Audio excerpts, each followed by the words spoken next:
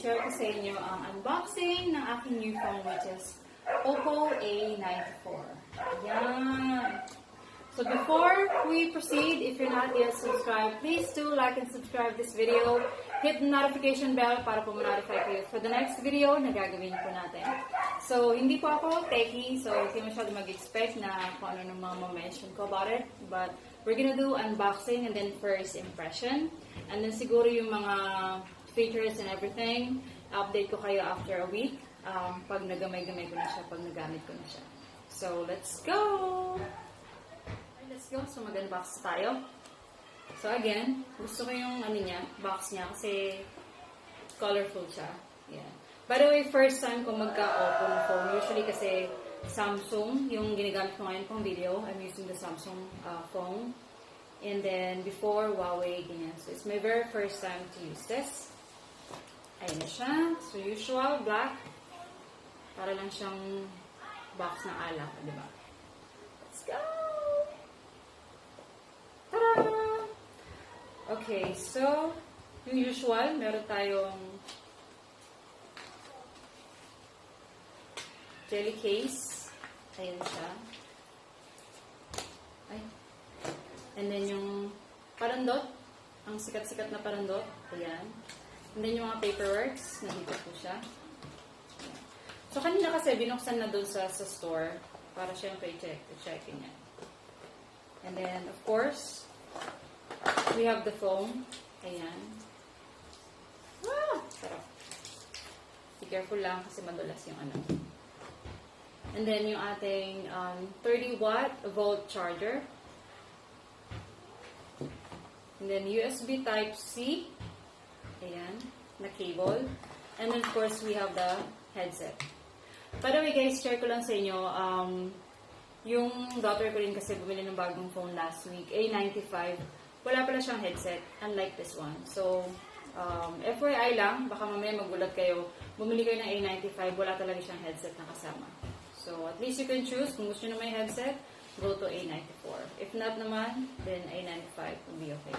And what to expect po sa ating Oppo A94, nakalagay siya, dual view video, AI color portrait video, 30-watt flash charger, which is ito kanina, and then 4,310 mAh large battery. So, ayan po yung ma-expect natin. And what I got is fantastic purple. Ayan siya. Diba? Ang taray. Hindi ko pa tinatanggal yung plastic. Pag muna. Yan. Okay, so meron siyang kasamang 8 GB RAM. Ayan. And then 128 internal. Yan siya. Na memory. And then, of course, AMOLED display siya. Kasi what to expect? 13,999. So, syempre, expectin mo na AMOLED display siya. Diba? And then, lightweight din pala siya, guys. Exactly 172 grams yung weight niya. Ayan siya. And, yeah. Hindi ako masyadong maano sa mga cover, pero sabi is plastic siya, yung back. Pero hindi mo siya ma-feel na plastic, na parang mumurahin or cheap. And then, yung ano niya, if you feel, yung parang camera niya, medyo bulky. But it's okay kasi pag nilagyan mo ng case, hindi naman siya yung parang naka-bulk talaga siya. So, flat pa rin siya when you put cases. Ayan. And then, syempre, ito yung ano niya, yung on top niya, yung secondary mic. And then, on the right is yung power button niya. Tapos, sa left hand naman niya, dito yung USB, yung dual SIM. Hindi ko kasi nabubuksan eh. Here. Ang ayoko lang dito is yung dito nag-smudge siya. Parang ang dumi niya. Pero, okay na rin. Kasi, kung hindi ka naman masyadong maarte or ayaw mo ng ano, or you're good with this, it's fine naman. Kasi, lalagyan mo naman ng jelly case. Nung any case, diba? Pero kung ayaw mo talaga, try another brand na lang. Yun. So, meron pala siyang so aside from the 128 internal memory, expandable din siya ng 256 gig when you open this one.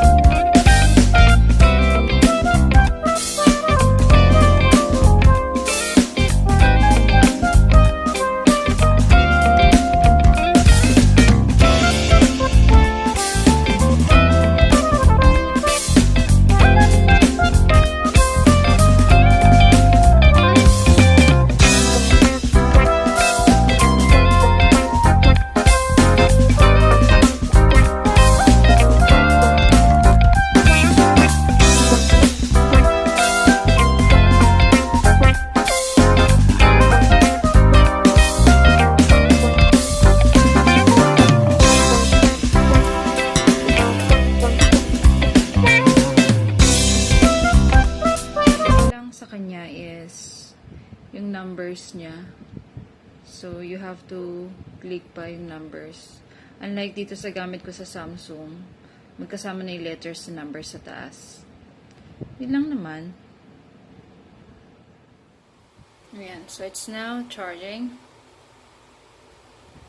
So, I was advised na if it's 40% na, turn off the Wi-Fi, data, and everything. Turn off muna yung phone and then charge for 2 hours. Yan. It's charging naman siya.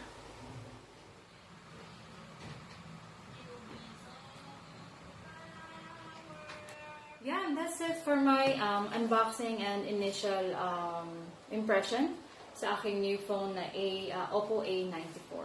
And by the way pala, pinalagyan ko na siya ng yung original na screen protector. So, it's worth 300 dun sa store. Yun. Wala lang, share ko lang. And then, binigyan ako ng mga freebies. Yan, 4 na freebies actually. So, meron yung parang gamer pad, yung ganun hawakan. And then, tawag dito, yung monopod. And, phone stand. Tsaka power bank. Pang ano na naman siya, pang, what do you call this? Backup, power bank. So, if you feel ko muna siya ng mabuti, and then I'll update you guys. And yeah, I just wanna thank the Lord for giving me this new phone, kasi talagang pinag-pray ko siya. And thank you God kasi I bought it cash. So, this testimony, yeah, thank you Jesus. Kasi if you really, truly obey, God will provide what you need and what you ask for. Ayan. Kasi itong phone na ginagamit ko, this one, yung ginagamit ko sa video now, is Samsung. Matagal na siya, 18, 19, so parang 3 years na siya. Umiiyak na siya actually. So, kailangan na siyang palitan. So, ayan. Thank you, Lord, for this new phone. Thank you for watching. So, again, please don't forget to like and subscribe and hit the notification bell para po ma-notify kayo for the next video na gagawin po natin.